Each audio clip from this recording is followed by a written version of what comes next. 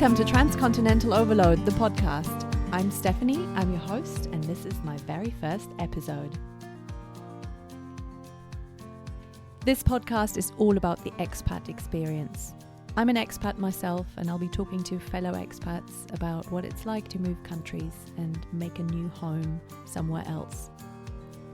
My guests also include some experts, such as coaches and psychologists who specialize in helping global families deal with the complexities of expat living. I will also talk to third culture and cross-cultural kids. That's people who were raised in a different culture to their parents' culture or cultures. And I'm hoping to hear from people who've done it all and then returned home only to experience reverse culture shock. Expat living is not for the faint-hearted. It can be an amazing experience and a big adventure, but it comes at a price because life becomes so much more complicated and complex that sometimes you might question every single decision you've ever made. So I'd love to shed some light on the realities of expat living, so the good and the bad, and how we can help each other embrace this experience.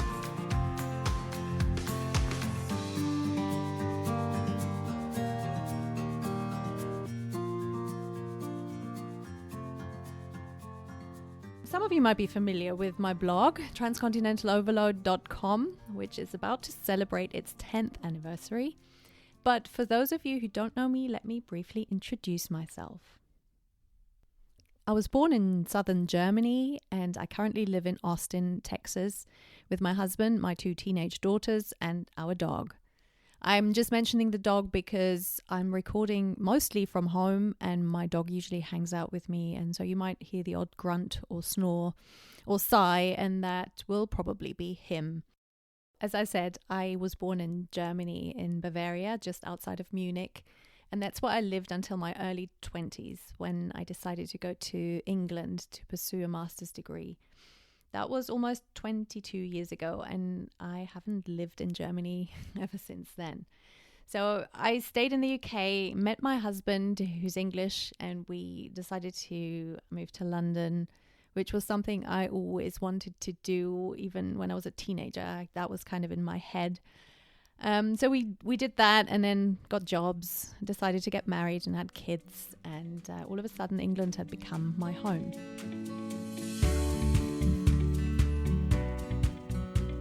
And then one day, my husband had a job offer in San Francisco, and we decided to go for it and packed our bags and our kids and jumped on a plane and went to California and lived there for a while. And then a few years later, we moved across the country to Austin, Texas. After a year in Austin, we decided to try living in Europe again and moved back to the UK. But it didn't really work out for us, and we came back to Austin, and that's where we are now. The funny thing is that if anybody had said to me 10 years ago that I'd be living in Texas one day, I would have just laughed in their face. That was not something I'd planned for ever. But here we are, and life is full of surprises. So I've spent pretty much half my life outside of Germany now, and I've met so many interesting people along the way in all the different countries I've lived in.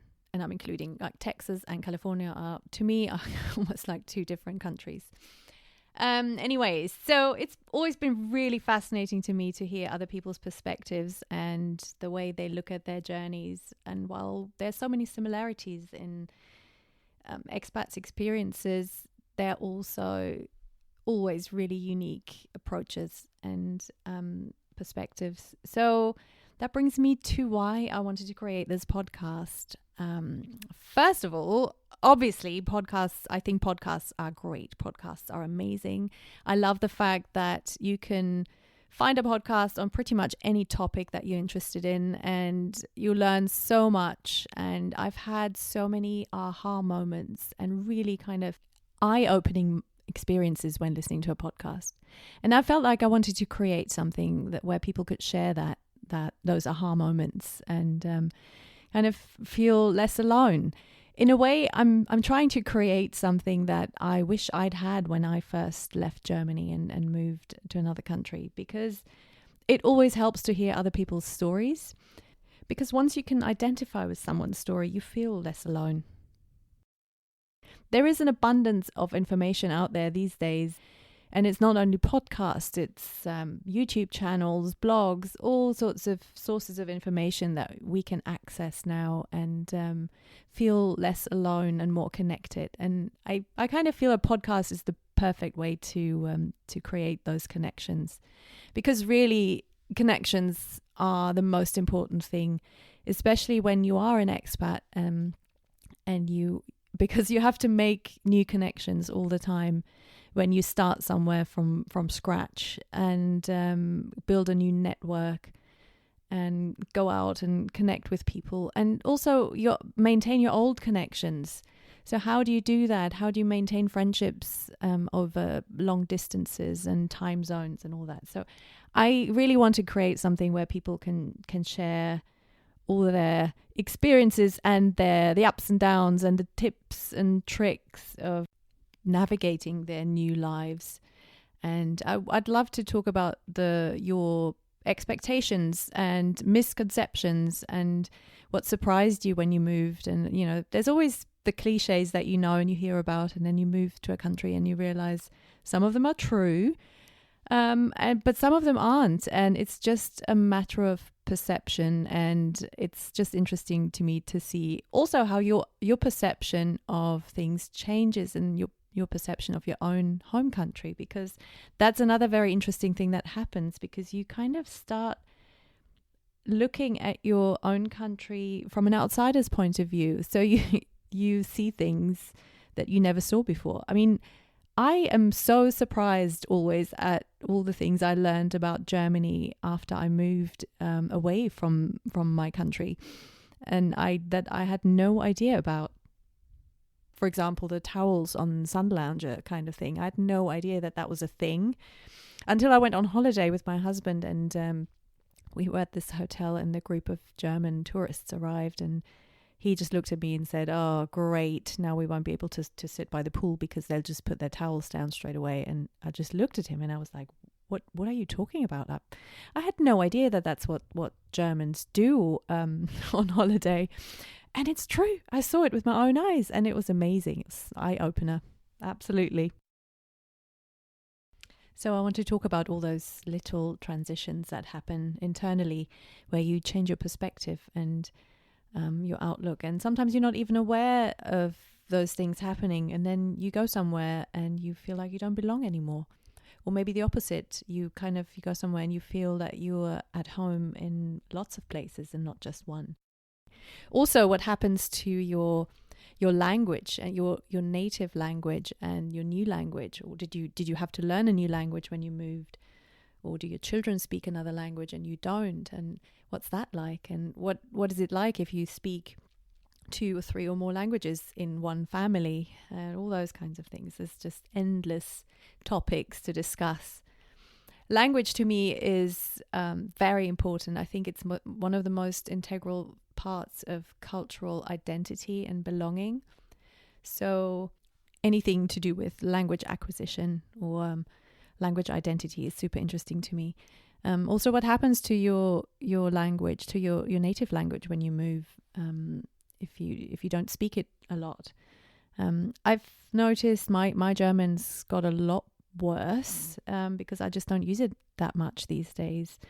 And my English has changed too, because I wasn't really giving that a lot of thought when we moved from the UK, because I had a very English accent when I lived in the UK, and I worked very hard at getting rid of my German accent. But when we moved to the US, it all changed again, and I realized now that it's after 10 years of living here, it's become this weird jumble of all my different influences, and the German's coming out again, which is really interesting and fascinating. But I guess it's only normal that you adapt slightly to where you are, and I do that anyway when I talk to people, and you'll hear that in my interviews when I'll probably sound more American when I'm interviewing Americans and more British when I'm talking to British people. So it'll be interesting to see, and I can't wait to see what other people sound like Because it happens to so many of us. I listened to an interview the other day, and that was an American woman living in Germany, and she'd only lived there for 2 or 3 years, but while it was really clear that she was American, she had a very distinct German twang, and I thought that was really funny and reassuring.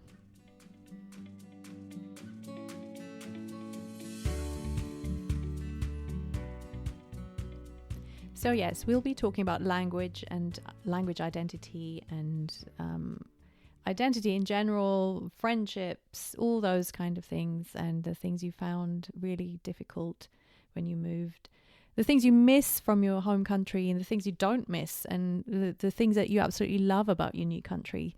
Maybe there are some traditions and behavior that you've adopted and that now part of your life, and I want to hear all about that.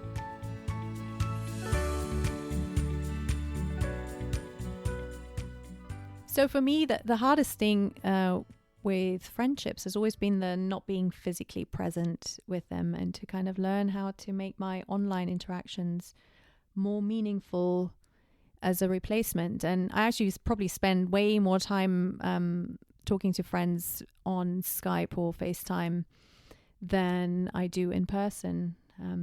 So that's just one of those things. But it's not like people who are physically in the same location actually see that much of each other in person. So I'm still in this group chat with 4 friends in the UK, and they all live within, I would say, about 2 miles of each other. But I don't think they know what a kick I get out of their failed attempts at getting together. So they try and meet up for breakfast or go out in the evening. And it's just so I can see how difficult it is for them. But it amuses me no end. And it reassures me too, seeing that it's not only us expats who have to deal with those difficulties. It's difficult for anyone. And thank goodness for our online ways of communication these days.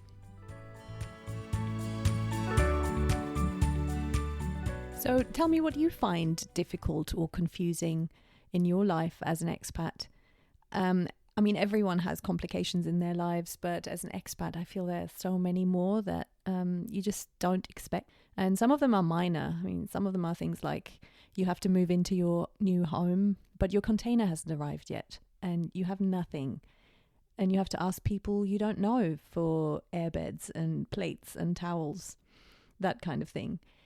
And then there are those moments when you're absolutely desperate to call your mum or your best friend because you just really need someone to talk to, and it's the middle of the night where they are and you can't call them. And then, of course, there are the bigger complications, all the events that you miss back home because you can't get there, you can't afford the airfare, or it's just too complicated or takes too long.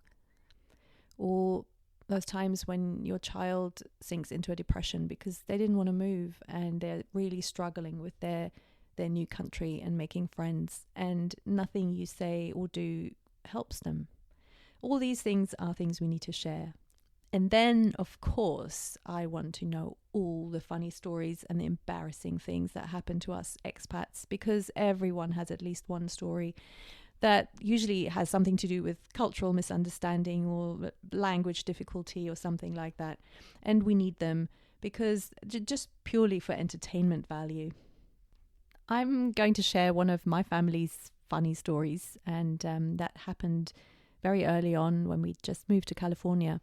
And my youngest daughter was going to a new preschool and she loved it. She was 4 years old and bubbly and friendly and smiley and with the cutest little English accent. And so she usually came home from preschool skipping and laughing and full of stories. And that changed. All of a sudden, she became very quiet and withdrawn, and she just wouldn't talk about what was going on. And so one day I said to her, look, you're going to have to tell me what's going on here. And she looked at me with those sad eyes and she said, Mummy, I don't think the other kids like me very much because they're always going to parties and no one ever invites me. And I just couldn't imagine what was going on because, I mean, parties at preschool, until I realized that she just misunderstood a word. So when American children need to go to the toilet, need to go to the bathroom, they say, I need to go potty. And of course they say that in an American accent. So they say, I need to go party. And so that's what she understood party. And it's quite similar, and she just couldn't figure it out. So I had to explain to her that that was a party that she didn't really want to go to. I have loads more stories just like that, and I'm sure you do too. So let's hear them. Let's get together and have a laugh, have a chat, compare some notes, and create something that people can listen to and get an idea of what it's like to be an expat, or, you know, feel less alone. There might be people listening who are considering an expat life, who have had a job offer and are weighing up the pros and cons of moving. Yeah, let's do that. Let's help them out. You can find me on my website, www.transcontinentaloverload.com. I also have a Facebook page and a Twitter account. So you just type in Transcontinental Overload and you'll find me. You can contact me through those channels. And I really look forward to hearing from you. And please don't feel like you need the big, glamorous adventure story to come on the show. It's great if you have one. I mean, I'm not going to say no to that. But I really want to hear more of your kind of day-to-day life, what that's like, and all the ups and downs that come with that.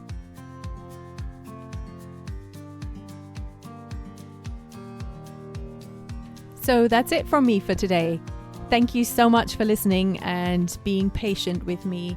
I promise you the next episode will be more interesting and exciting when I'll be talking to an actual guest rather than just blabbing on and on by myself and about myself. So thank you so much, and I'm excited to get this started. Please don't forget to hit the subscribe button.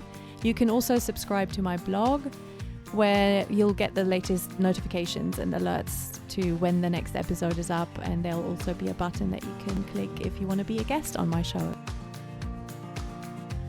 Anyway, I'm excited and I hope you are too.